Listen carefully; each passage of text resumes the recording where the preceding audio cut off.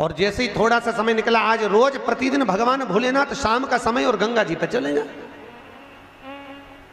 और भोलेनाथ जी गंगा जी पर जाएं, और वहां माता पार्वती को मालूम नहीं कि प्रभु आजकल हमेशा तो मेरे को साथ लेकर भ्रमण पे निकलते थे, आजकल भोलेनाथ जी जाते कहां हैं, शंकर जी जा कहां रहे हैं, पता नहीं कहां रहे। और बाबा भोलेनाथ जी का स्मरण करा। माता पार्वती ने उसी समय पर गणेश जी को भेजा, गणेश जरा मालूम करो पिताजी कहां जा रहे हैं। और पिताजी को देखकर गणेश जी आए और आकर कहा, मां पिताजी तो कुछ कन्याओं के साथ में, कुछ स्त्रियों के साथ में गंगा जी के जल में अटखेलियां कर रहे थे। इतना तो मां से कहना था। भोलेनाथ जी के शब्द सुनकर, गणेश जी के वाक्य सुनकर मां जगत जननी क्रोध में लाल हो गई। माता पार्वती क्रोध में लाल, और उसी समय पर माता पार्वती क्रोध में लाल होकर सीधे गंगा जी के तट पर पहुंच गई, सीधे गंगा जी के तट पर। और गंगा के तट पर माता पार्वती जब पहुंची और जगत जननी ने देखा 5 स्त्रियों के साथ में, 5 कन्याओं के साथ में भोलेनाथ पानी से क्रीड़ा कर रहे हैं। कभी शंकर भगवान उन पर पानी फेंके, कभी वो कन्या इन पर पानी फेंके, कभी शिव पानी फेंके। इतने में माता पार्वती क्रोध में लाल होकर बोली, भोलेनाथ। जैसे भोलेनाथ जी को आवाज दी, शंकर भगवान जल क्रीड़ा करते हुए खड़े हुए और खड़े होकर बोले, क्या बात है पार्वती, इतना क्रोध क्यों करती हो।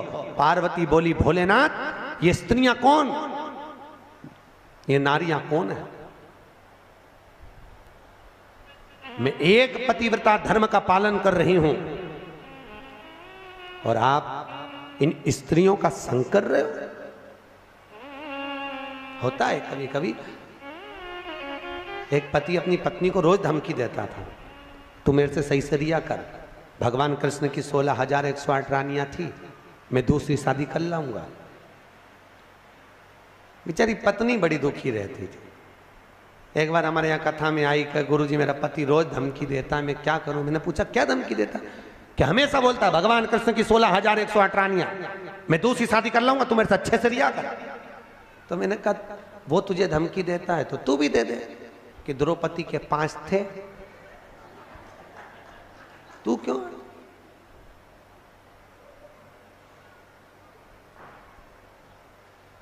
उसने, गुरुजी अब तुम चिंता मत करो, अब बोल। और दूसरे दिन फिर बोला, भगवान कृष्ण की 16,108 रानियां मैं दूसरी कर लाऊंगा। इतने में जूड़ा बांधती बांधती, देखना माताएं जब झगड़ने जाती है, लड़ने जाती है, जूड़ा बांधती। क्यों, क्योंकि मेरे हिसाब से ये जूड़े से एनर्जी मिलती होगी लड़ने की, पावर। अच्छा, पड़ोसन से 3-4 बार लड़ेगी ना तो 3-4 बार इसका जूड़ा खुलेगा, फिर बांधती बांधती बोल तो जरा बोल, मतलब एनर्जी, पावर, पावर है। होता है। एक पंडित जी बहुत कथा वाच रहे थे, बहुत जोरदार जोरदार कथा वाचे, तो एक सरदार जी ने पूछ लिया, महाराज इतना ज्ञान कहाँ से आता है तुम्हारे पास में। पंडित जी बोले, हमारा ये चोटी है ना, ये अर्थिंग का ये तार है, एंटीना, ये ऊपर से आता है, इसलिए हम बोल देते। इतने में तुरंत सरदार जी बोले, तुम्हारी चोटी से बड़े तो हमारे बाल, फिर हमको ज्यादा ज्ञानी होना चाहिए। इतने में पंडित जी बोले, ज्ञान तो तुमको आता है, पर ये अर्थिंग का तार है, नीचे टपक जाता है, ज्ञान आने की कमी नहीं, आता जरूर है, सब चला पाया, मना नहीं है। तो भैया कभी ना बोले।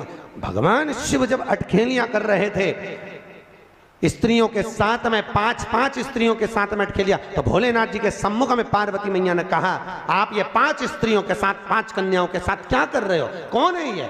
मैं एक पतिव्रता धर्म का पालन कर रही हूं और तुमने ये क्या करा। भोलेनाथ जी ने कहा, पार्वती मौन होइए। पार्वती को क्रोध आया, केश माता पार्वती ने खोले। भगवान भोलेनाथ को लगा ये इन कन्याओं को मार देगी। तब भगवान शिव ने कहा, पार्वती चुप हो, ये मेरी 5 बेटियां हैं, ये मेरी 5 पुत्रियां। पार्वती ने पूछा, 5 पुत्रियां कब प्रकट हो गई प्रभु। बाबा भोलेनाथ ने कहा, पार्वती जब चौसर खेलते समय तूने मेरे वस्त्र लिए मैं जल क्रीड़ा करने के लिए, जल में तप करने के लिए बैठा। तप के करने से मेरे शरीर से पसीना बह निकला। उस पसीने से 5 धाराएं प्रकट हो गईं। उस 5 धारा से गंगा जी की गोद से मेरी ये 5 बेटियां प्रकट हुई है। पहली जया, दूसरी विषहरा, तीसरी श्यामली बारी, चौथी देव और 5वीं दोतली। ये 5 कन्या शंकर जी की 5 बेटियां। उसी समय पर माता पार्वती ने गंगा जी के जल को हाथ में लेकर कहा, गंगा तू मेरी बहन है, मेरे गर्भ से तो संतान नहीं हुई, पर तूने मेरे बच्चों को पाला पोसा बड़ा किया, इसलिए तेरे घाट पर आने वाला व्यक्ति शंकर जी के साथ तेरा स्मरण करेगा और जो हर हर गंगे बोलेगा, गंगा उसको तेरे स्नान का पुण्य घर बैठे मिल जाएगा। हर हर गंगे बोलो जम के। केवल गंगा के साथ उसी दिन से हर हर शब्द जुड़ गया और जिंदगी हो गई आपकी बोलते बोलते। आपको अभी तक नहीं मालूम होगा कि हर हर गंगे क्यों बोलते। भैया शिव महापुराण में एक एक संवाद है। चावल क्यों लगाना चाहिए, शिव जी को कंकु क्यों नहीं लगाया जाता, शंकर को कुंकू नहीं लगता, रोली नहीं लगती, क्योंकि भगवान शंकर जब एक बार बैठे थे तो एक भगत ने शिव जी का कुंकू अभिषेक कर दिया था। कुंकू अभिषेक करा, इतने में माता जगत जननी जगदम्बा उसी समय पर आ गई। पार्वती ने शंकर जी के ऊपर से रक्त की धार जब बहते हुए नीचे आई, भोलेनाथ जी के शरीर से रक्त बहता देखकर माता पार्वती को क्रोध आ गया। पार्वती ने उसी समय पर श्राप देना चाहा। शिव जी ने कहा, पार्वती उसने कुंकू अभिषेक करा है और तू श्राप दे रही है। पार्वती ने कहा, मैं जान नहीं पाई, पर भोलेनाथ आपसे वचन देती हूं कि आज के बाद आपके शरीर पर यह रक्त ना देखूं।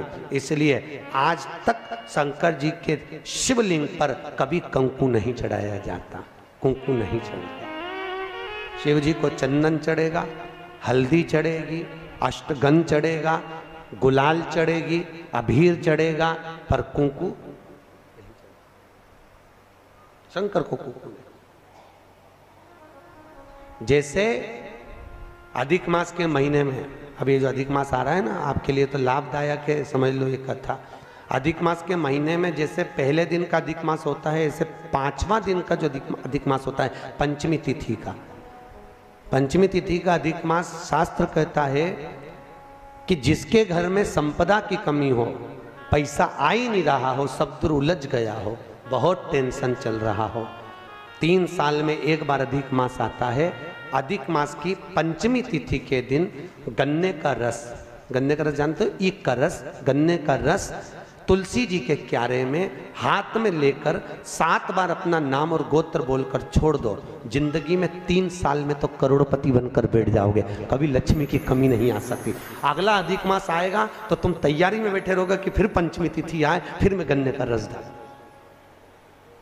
केवल अधिक मास में होता है, अधिक मास के सिवा नहीं कर सकते, केवल अधिक मास, अधिक मास के अंतर्गत करें। और आपको तो मौका मिल रहा है, ज्येष्ठ का अधिक मास है इस साल, बड़े प्रेम से आनंद में। अधिक मास का महीना भगवान शिव के स्मरण का माह, ठाकुर जी के भजन का महीना, भगवान नारायण के लाड़ लड़ाने का महीना। खूब प्रेम से भजन करो, जितना भजन कर सकते हो उतना, और काउंट कर कर नहीं कि कितना भजन करा है। कई लोग हाथ में वो बटन दबाते रहते हैं, राम राम राम राम, काउंट नहीं करना है, कर लो जितना कर सकते हो। अधिक मास के महीने में जितना पुण्य कमा सकते हो कमा। भजन चित्त धरिए। आज शिव महापुराण की कथा कहती है, माता पार्वती के सम्मुख में 5 कन्याओं को देखकर गंगा जी के सम्मुख में जब बात प्रसिद्ध करी, तब माता पार्वती से शिव जी ने कहा, ये मेरी 5 बेटियां हैं। पार्वती जी ने 5 को गले से लगाया।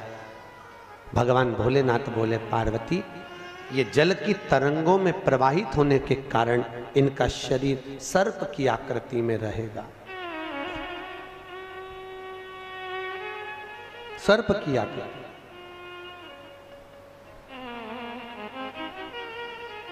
और वो 5 कन्या शंकर भगवान की 5 सर्प रूप की बेटियां हुई।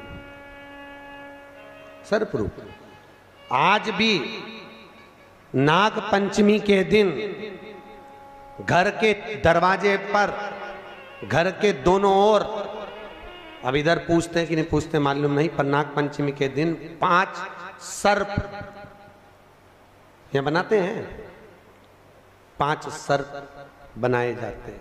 वो शंकर भगवान की 5 बेटियां बनाई जाती है और नाग पंचमी के दिन उनकी पूजन होती है।